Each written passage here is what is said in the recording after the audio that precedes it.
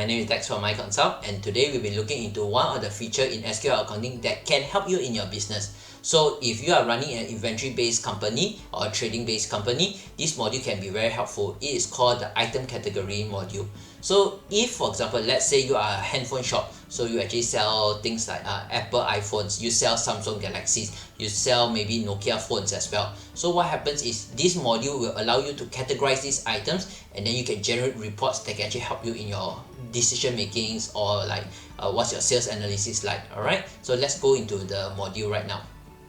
Hi, so to create these categories, you can just come here to stock category, press new. Let's say we want to create one for Apple and one for Samsung. Alright, so Apple, right, save.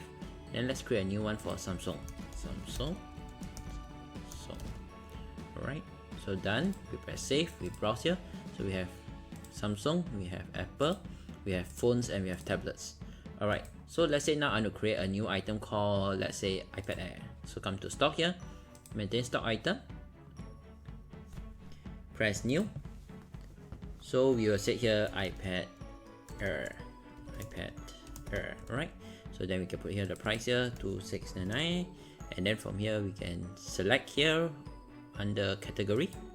So from here you can see now we got the Apple, we got the phone, we got Samsung, we got tablet. So let's say this is an Apple product, so we tick here, and then this belongs to a tablet. Click here. Alright, so done. We press save.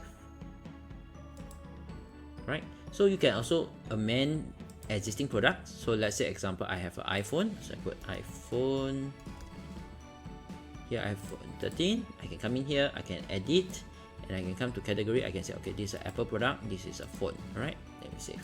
So then straight away you can see, oh, this is Apple and this is iPhone. Alright, done. Close this. Okay, so when you want to do a sales transaction, it is normal.